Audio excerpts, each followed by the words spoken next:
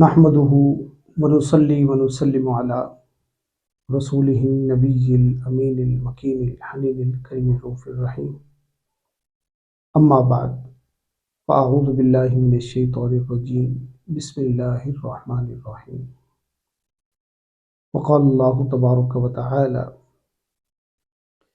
وما لي لا أعبد الذي فطرني وإليه ترجعون أأتخذ من دونه آلهة إن يردني الرحمن بضر لا تغني عني شفاعتهم شيئا ولا ينقذون إني إذا لفي ضلال مبين إني آمنت بربكم فاسمعون. صدق اللہ العظیم. معزز و مکرم سامعین محتشم، سورہ یاسین کی ترتیب کے ساتھ چلنے والی کلاسز کی آج کی اس کلاس میں ہم سورہ یاسین کی آیت نمبر 22، 23، 24 اور 25 کا مطالعہ کریں گے. جو تجوید کے ساتھ پڑھنا چاہیں، جو میں نے ابتداءً تلاوت کی ہے، ان کو بار بار سن کے ریپیٹ کر لیجیے. اب آئیے آج کے مطالب، معانی اور مفاہیم کی طرف چلتے ہیں. عزیزان گرامی قدر، گزشتہ لیکچر میں ہم نے یہ پڑھا تھا کہ انطاکیہ کی بستی میں اللہ والے کوئی آئے جن کا نام صادق، صدوق، اور انطاکیہ کی بستی میں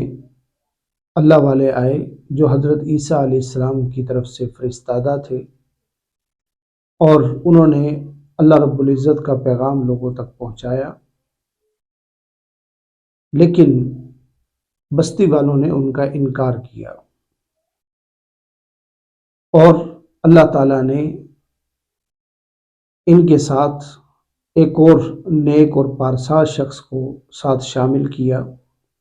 جن کو حبیب نجار کہتے ہیں. یہ شامل ہوئے اور انہوں نے ان لوگوں کو سبقاً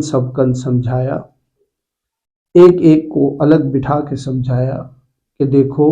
یہ وہ لوگ ہیں جو تم سے کسی بات کا مطالبہ نہیں کرتے اور اللہ کی طرف سے ہدایت یافتہ ہیں، ان 3 افراد کی پیروی کرنا شروع کر دو. اب آئیے آج کی آیات کی طرف. یہاں سے قوم کا اور حبیب نجار کا مکالمہ شروع ہوتا ہے.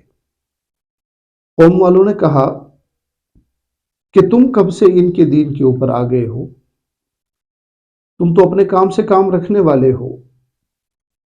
ٹھیک ہے، تم سخاوت کرتے ہو، لوگوں کی دیکھ بھال کرتے ہو، اعمال صالحہ کرتے ہو، لیکن ان کی طرفداری تم کیوں کر رہے ہو؟ یہ لوگ تو گمراہ ہیں، تو کیا تم بھی ان کی طرح ایک خدا کی عبادت کرنا شروع ہو گئے ہو؟ تو انہوں نے، حضرت حبیب نجار نے یہ فرمایا: وَمَا لِيَ لَا أَعْبُدُ الَّذِي فَطَرَنِي وَإِلَيْهِ تُرْجَعُونَ، کہ لوگوں، میں بھلا اس رب ذوالجلال کی عبادت کیوں نہ کروں جس نے مجھے پیدا کیا ہے، اور خالی مجھے پیدا نہیں کیا، تمہیں بھی پیدا کیا ہے، اور یہ دنیا تو عارضی ہے، چند دنوں کے بعد تم نے بھی اس دنیا سے منہ موڑ لینا ہے، اور پھر کیا ہوگا؟ وَإِلَيْهِ تُرْجَعُونَ، تم سارے کے سارے پلٹ کر اسی مالک لایزل کی طرف جاؤ گے، اسی کی بارگاہ میں تم جواب دہ ہوگے، اسی کی حضوری کے اندر تم نے پہنچنا ہے. پھر فرمایا: أَأَتَّخِذُ مِن دُونِهِ آلِهَةً، بھلا میں کوئی بے وقوف ہوں کہ اتنی عظمت والی شخصیت کو چھوڑ کر، اتنی عظمت والے رب کو چھوڑ کر میں ان بتوں کی پوجا کرنا شروع کر دوں؟ إِن يُرِدْنِي الرَّحْمَنُ بِضُرٍّ، کہ اگر اللہ رب العزت مجھے کوئی ضرر پہنچانا چاہے، کوئی تکلیف پہنچانا چاہے، کوئی دکھ پہنچانا چاہے، لا تغنی عنی شفاعتہم شیئا، یہ جو تم بت بنا کے بیٹھے ہو، یہ بت میرے کسی کام نہیں آئیں گے، یہ میری شفاعت نہیں کر سکیں گے. اگر اللہ مجھے کوئی تکلیف دینا چاہے تو یہ سارے کے سارے بت مل کر بھی اللہ کے حضور سے مجھے اس ضرر پہنچنے والی، مجھے جو تکلیف پہنچنے والی ہو، جو ضرر پہنچنے والی ہو، اس سے نہیں بچا سکیں گے۔ لا تغنی عنی شفاعتہم، میرے ان کی شفاعت میرے کسی کام نہیں آئے گی۔ ولا ینقذون، اور اگر اللہ تعالیٰ نے مجھے پکڑ لیا تو یہ مجھے چھڑوا بھی نہیں سکیں گے۔ پھر فرمایا کہ انی اذا لفی ضلال مبین، تم جو کہہ رہے ہو کہ میں ان کی طرف داری کیوں کر رہا ہوں، حالانکہ میں ان کی طرف نہیں تھا، بھئی بات اس طرح ہے کہ اس سے پہلے میں صریح گمراہی میں تھا، ضلال مبین، کھلی گمراہی میں تھا، مجھے نہیں پتا تھا کہ حق کیا ہے، سچ کیا ہے۔ میں نے جب ان لوگوں کا طریقہ کار دیکھا، ان لوگوں کی بات سنی، ان ہدایت یافتہ لوگوں کے ساتھ میں اٹھا بیٹھا، ان کے اعمال دیکھے، ان کے اطوار دیکھے، تو پھر میں سمجھنے پہ مجبور ہو گیا کہ واقعی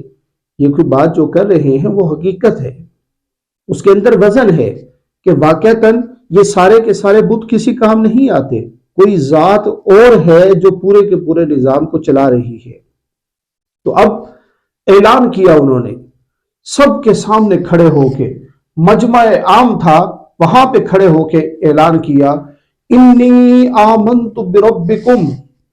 کہ لوگوں میں اللہ کی ذات پر ایمان لے کے آتا ہوں، فاسمعون، مجھے سن لو۔ یعنی اب میں اگر اس کا ترجمہ با محاورہ کی بجائے نارمل انداز کے اندر کرنے کی کوشش کروں سمجھانے کے لیے، تو اس کا ترجمہ یوں ہوگا کہ اے لوگو سن لو، اے لوگو سن لو، انی آمنت بربکم، میں تمہارے رب کے اوپر ایمان لے کے آیا۔ اب دیکھیے یہاں اصولاً تو ان کو کہنا چاہیے تھا کہ انی آمنت بربی، میں اپنے رب کے اوپر ایمان لے کے آیا، لیکن انہوں نے لوگوں کو مخاطب کر کے کہا کہ تم چاہے مانو یا نہ مانو، تسلیم کرو یا نہ کرو، میرا اور تمہارا رب ایک ہی ہے۔ تو گویا اگر ترجمہ کرنے لگیں گے تو اس کا ترجمہ الفاظ کے حساب سے اس طرح ہوگا، قرآن کی آیت اس طریقے سے ہے، لیکن ترجمہ کرتے وقت ہم فسمعون کو پہلے کر لیتے ہیں کہ لوگوں میری بات سنو، انی آمنت بربکم، میں اس رب ذوالجلال کے اوپر ایمان لے کے آ گیا ہوں۔ تو عزیزان گرامی قدر، یہ اللہ تعالیٰ کی وحدانیت، اللہ تعالیٰ کی محبت، اللہ کا عشق، یہ ایسا عشق لازوال ہے کہ یہ سارے خوف میں سے بندے کو نکال دیتا ہے، خوف کے سارے بت توڑ دیتا ہے، اور پھر چاہے سامنے موت نظر آ رہی ہو، سامنے پتا ہو کہ ابھی اگر میں نے یہ اعلان کر دیا تو شاید مجھے زندہ نہ چھوڑے، زندگی ختم ہوتی نظر آ رہی ہو، اپنی